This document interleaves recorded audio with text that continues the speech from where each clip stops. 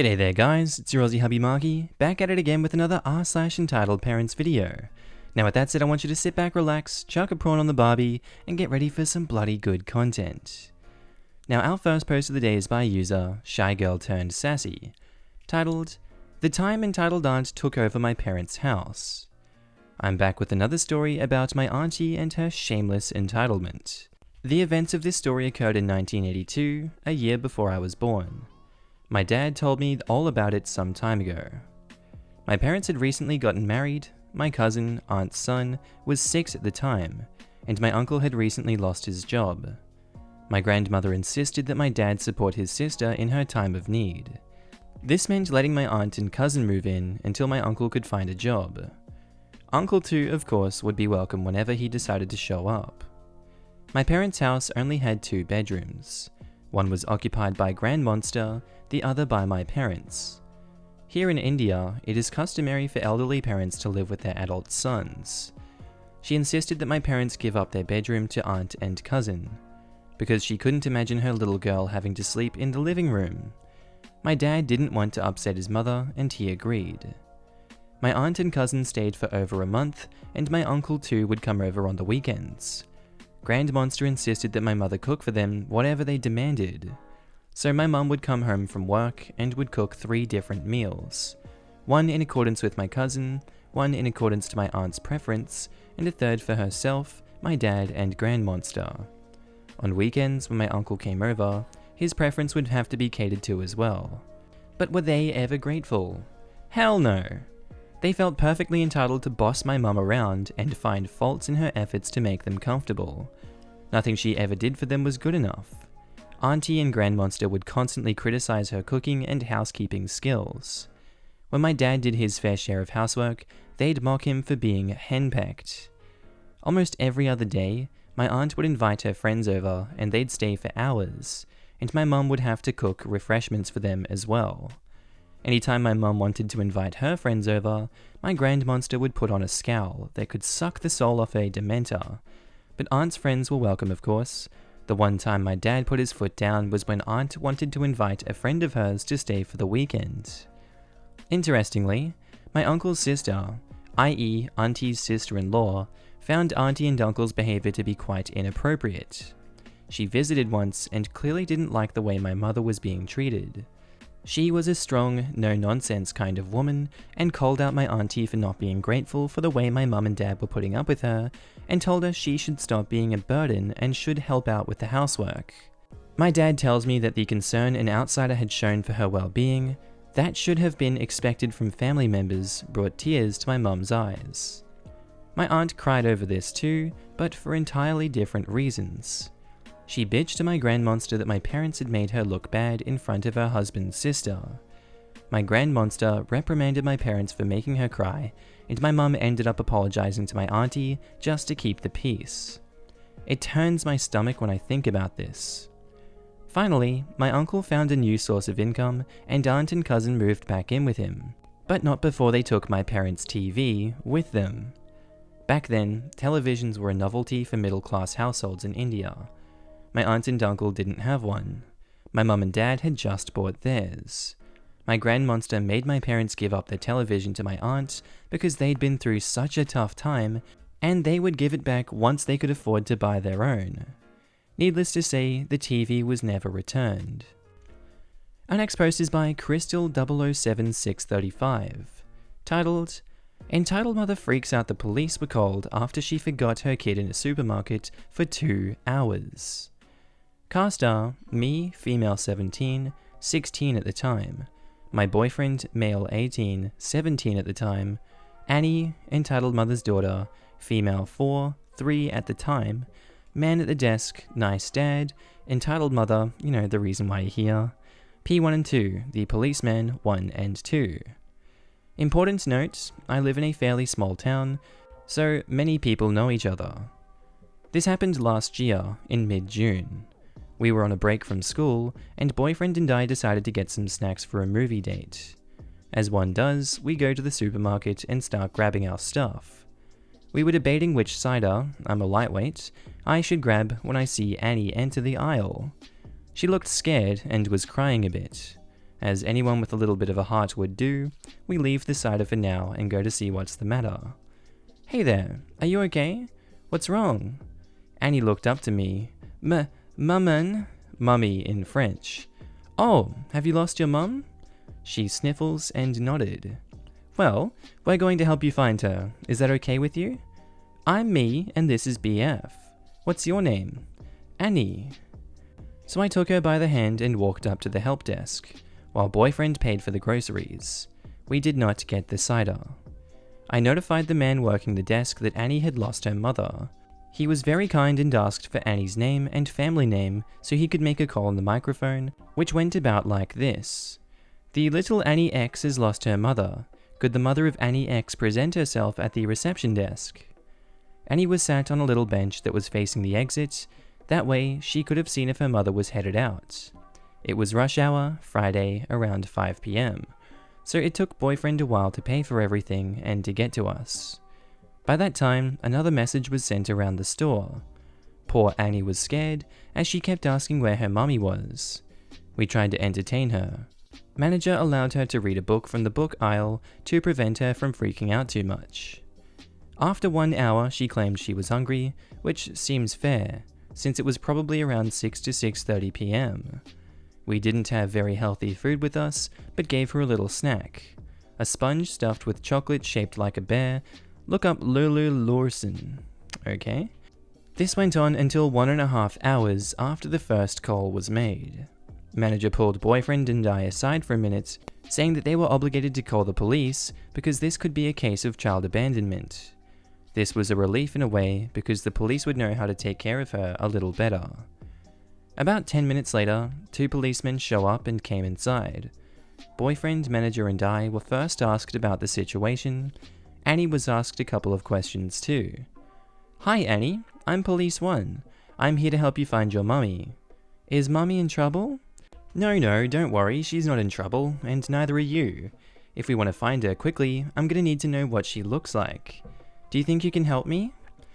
Annie nodded and described her mum's hair color, eye color, and very roughly what she was wearing. Mostly colors since she was only about 3. Well, shortly after that, a man and a woman entered the store. Well, the man was running like crazy, and the woman walking slowly behind him. The man was calling for Annie, looking so worried. This prompted Annie to look up and her face lit up. She ran up to them screaming, "Maman, Papa!" Mummy and Daddy in French. Andy hews her and looks so relieved. He was apologizing to her so many times. The police officer still asked to see both of their IDs, just to confirm that they were indeed Annie's parents. But that seemed to be more of a formality since Annie was the one to recognize them. P2 asked them what happened, and what we heard shocked us. Entitled Mother says, "Well, I was doing my groceries, but Annie was being annoying, so I sent her to look at toys. And well, I just forgot she was there and went home. It's only when ND came home from work that we noticed she wasn't there." "Ma'am, do you realize that your daughter could have been kidnapped if these two hadn't been there?" And gestures towards us. "Who knows what could have happened to her?" "Well, then it's fine. Why make such a big deal out of it? Why did you two even call the police? Are you trying to get me arrested?" "We didn't call the police, the manager did because it's apparently store policy. We didn't know what was going on. This could have been a case of child abandonment." Entitled Mother was not pleased by this comment, clearly. "How dare you? Are you telling me I'm a bad mother? Is that what you're insinuating, young man?" Before boyfriend could reply, ND gave her a look that would make anyone shut up right away. I bet he's a teacher. After a bit more talk, the little family were allowed to leave, and so were we. Nice Dad thanked us profusely for our time. We went home, had our movie night, but I think about that sometimes. This woman was so careless with her kid that it baffles me. Edit 1. Wow, this attracted more attention than I thought it would, but it makes me think that the world isn't such a dark place, seeing how many of you would have been ready to kick Entitled Mother right there and then. Same comments made me laugh a bit. And thank you for the awards. I don't know what the Hugs Award mean, but hugs to you too, kind stranger. I really appreciate it. Hope you enjoyed that one. Our next post is by CTG Reddit, titled, "Entitled Parent Calls the Cops Because I Am in My Garden." Our cast are Entitled Parent, I don't remember whether male or female, friend 1, friend 2, and younger brother. So a while ago, our family had a few friends over for a barbecue. I was 12 at this time, so I was happy that their children, F1 and F2, were the same age as brother and me. We have a pretty big garden, so we play tag, hide and seek, etc. Eventually we start throwing water balloons and play with any water we can find. Naturally, we are screaming and shouting because we are having fun, not because of hypothermia. We play for a short time until we hear entitled parents shouting from over the hedge, "Shut the hell up!" We laugh about it, but take no further notice. We just assume that they aren't talking to us. We continue playing until we hear them yell again, "Shut the hell up," and go home. We didn't know what to do, so we asked our parents. They said it's our garden, so we should just be allowed to do whatever we want, right? Anyway, the entitled parent continues to yell some things I would rather not type, but it was along the lines of, "Shut up, I'm playing a card game with my kid." We understood they want peace and quiet, so we play quieter. After another minute, we hear entitled parent yell again, "I'm calling the cops." At this point, our parents heard and went over to pay them a little visit. After a few minutes of procrastination, the entitled parent did call the cops, who were incredibly helpful, and just said the same thing, "Their garden, their rules." Our next post is by user Betrayed Bunny, titled, "Karens of the World, My Siblings Are Not My Kids." Hello. These stories are from a few years back, but it still happens occasionally to this day. The words aren't exact, and this post will be long, TLDR at the bottom. I was 15-ish years old when my mum started having my half-siblings. So by 16 or 17, the 3 of them were toddlers and behaved well enough to go to Walmart. Story 1. I live in Louisiana. Public schools have a uniform. The night before, Mum asks me if it's okay if she picks me up from school to do a Walmart run, and I agree. The uniform has a red polo shirt, slacks, and mandatory badge with your grade, year in school, with your name and picture. I usually take off the badge when I go somewhere after school or cover it with a jacket. I forgot to. Around 3 PM, we're at Walmart. Mum has one sibling in a basket, and I have the other 2 in my cart. I'm mostly pushing my sibling around the toys aisle when Mum suddenly remembers she needs something from the other side of the store, so I'm alone with 2 toddlers. I'm pushing the cart back and forth, when this older lady comes into the aisle I'm in with her own toddler in the cart. I make eye contact, but I'm far more invested in keeping my siblings calm. I notice this woman has a bad blonde dye job, long fake pink nails, hella wrinkles, and the haircut before I knew what it was. She dressed southern classy style, but obviously doesn't have the money to actually be classy. As in, obviously fake jewelry, and it's a big and heavy looking. I've gone back to my siblings at this point, as this lady approaches me. She's K for Karen, and I'm obviously OP. Karen is glaring at me. "Are these yours?" She motions to my cart. Me thinking she means the toys my siblings have dragged into the cart. Well, not yet, haha. What do you mean these children are not yours? Oh, I thought you meant the toys.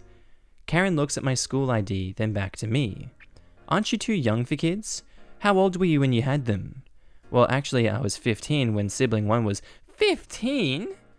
Now, I have bad social anxiety, and it's worse when someone's yelling at me, so I'm shaking a bit. She starts going off on this tirade about how I should have just waited until marriage, that I'd better marry their dad soon, and that I should drop out of school to take care of them.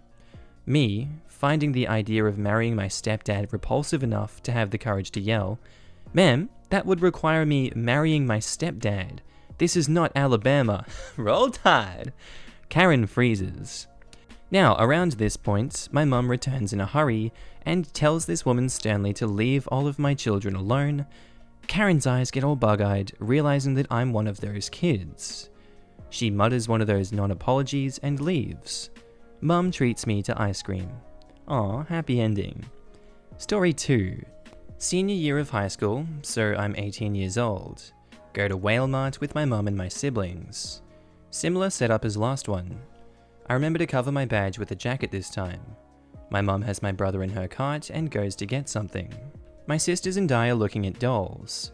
I'm trying to convince them that they don't need the Barbie with this big set. I think it was a house, but they keep putting it into the cart anyways. DK is Dance Karen, not Donkey Kong, okay? While my back is to the aisle, this woman apparently came into with her own kid. Now, her kid is one of those brats that points at things and goes, "I want that," and expects their mum to put it into the cart. I can hear this kid pointing at various dolls. She then points at the one in our cart and goes, "I want that one." Hey you, do you work here? Now, to be fair, a chunk of staff go to the same high school. They have to wear the same slacks at work. Some wear their school jackets to work too. The only way this lady would be able to tell I didn't work there was my shirt. I turn enough to see her, and that's when she also sees my siblings. She's dressed almost the same as the first Karen, only she has pink in her hair to look young. Oh my god, you have children? Ma'am, please don't yell. I do not work here. I unzip my jacket to show the school shirt. She also sees my student ID. Oh my god, you're underage. Ma'am, please, you're scaring the kids. She starts entering a similar tirade the first Karen did. That I should have waited, I need to marry their daddy, that I need to drop out because being a mum is so much more important than a piece of paper. I tried interrupting her several times, but she only shrieks louder. I see a big burly man walk down the aisle towards us, and I realize that he's in uniform for security. He says, "Ma'am, if you do not stop yelling, you will be escorted out." How can you be a good Christian man and not react to the sins before you? Ma'am! She turns around and actually looks at him. She freezes a bit, but turns back to me. "Give me that toy." "What? I bet you can't afford it if you have 2 kids. Give me the set." "They are my siblings. Just give me the damn set." Security firmly puts a hand on her shoulder and whispers something into her tiny little Karen ears. She goes pale. Security almost marches her out the aisle. I do my best to calm down my sisters, who are brave enough not to cry. My mum shows up soon after and sees me badly shaken up. I tell her what happened as we get treated to burgers. TLDR, every time I'm alone with my siblings at Walmart, a Karen will almost always approach me and yell that I'm living in sin. And our next post is by user Zipinia, titled, "Entitled Parent Screams at Me for Taking an Empty Spot." Okay, so short story, but will be detailed. Please no negativity to other users, since others want to complain about me not handling negativity. I can take it, but I don't want any on this post, cause there's a chance it might get conflicted onto others. If you have something to say, then PM me. Sorry if my grammar is not good. This happened yesterday afternoon. I, female 21, was on my way to the store. I'm still a student driver, and my boyfriend is 24, who is a licensed driver. 5 years in brackets, said to park into Walmart parking lot. When I pulled into a parking spot, a lady stopped behind us and trapped us in. Me and my boyfriend are sitting in his car and I'm thinking, what the hell? As she gets out of her car with her 12-year-old and screams for me to get out of her spot. My boyfriend just laughs, which really surprised me. He never laughed at this kind of thing, but that ended when she hit his car, slamming her hand and kicking. My boyfriend stopped laughing and became irate. I told him to let me handle it, so I got out and called her a brat for pouting over a spot and that I'm trying to learn how to properly drive. She continued to scream and I'm getting angry. Suddenly, God sent an angel in the form of an officer. I explained what was going on. I was preparing for my driver's exam. Lady confronted me, etc. IDs were checked. Me and my boyfriend are cleared. The lady starts saying that I was breaking the law by driving without a license. The officer told her to go or she would be arrested. While the lady was arguing with the officer, the 12-year-old apologized on her mother's behalf, and I accepted it. Moments later, the child and mother got into their car and left. I apologized that he had to go through that, and he wished me good luck on my driver's exam. Cops can be good, not all are bad, thankfully. Our next post is by user The Gamer Plays, titled, "Entitled Karen Tries to Get Me Fired Over Tomato Ketchup." Hey guys, I see a lot of stories on here, so I thought I would give you one that happened just before lockdown. So without further ado, here is our star-studded cast. Me? Well, me. EM the Mega Karen. EMF, Karen's friend. WB is work buddy, and the double B is big boss. First thing to note is I work in a very well-known fast food chain that the staff are often looked down upon because having this job must mean I failed education. Maccas! I actually have a degree, but I like my job here. And we have a policy that our bosses try and enforce if we think it's stupid. The policy is that if you have a meal, you get 1 sauce sachet for free, then 10 cents for any extras at the store. Lost 5k last year from free sauces being given out, which is crazy. Enter Karen. Her and 2 other Karens bring their actually really nice kids in and come to my till to place their order. I give the kids balloons as they are really polite and sweet. It was 2 boys and a girl. Shouldn't be older than 7 years old. We get to the end of their order and ask if they would like sauces, explaining that it would be an extra charge after she asked for £3 worth of ketchup. Also bear in mind we have pumps of sauces that are free. She tells me to take them off the order after I explain, and I give her a receipt to tell them to wait to collect their order. I start processing other orders and bagging them up and getting drinks as it gets fairly busy. And work buddy is fairly new, so I'm trying to help her and keep her happy as it can get overwhelming. She gets the order ready for entitled mother and hands it over. Now I'm just out of sight at the drink station, and here the entitled mother asks for sauces. Work buddy puts them on the tray for her, not knowing the policy yet. I let it slide as I don't want to embarrass her in front of customers. So once she was done, I let her know and we laugh as it really wasn't her fault. Then entitled mother's friend appeared, hearing me talking to work buddy, and begins screeching. "I want to speak to your manager. How dare you berate her for having good customer service, you money-grubbing a-hole." I'm sorry, she's new here and isn't aware of all the processes yet. Where is your manager? You should not be working with people. Now, I'm a chill person generally, and do my best to keep everyone happy. I have really good customer service skill, it's why I'm the only guy on till. Look, give me a moment, he's in the office. Karen folds her arms, scowling like she just smelled bad eggs. I get my manager, and he sighs, coming out to deal with the situation. "Hello, miss. What seems to be the problem?" "That boy has been nothing but rude. He refused my children's sauce. He shouted at this girl for no reason. He should be fired, and I want our meal comped." "Wait, for what?" I mouth WTF to my work buddy, and she is just as stunned as I am. And then she does the unexpected. "I'm sorry, miss, but he did no such thing. He told me something I didn't know, and from what he tells me, you did this just to get free sauces." Silence. No one expected her to speak up, as she seems like the timidest person on the planet. It takes a second, but entitled mother's friend collects herself. "You allow your staff to talk to customers like this? It's disgraceful." Then BB looks at me and says, "Well done.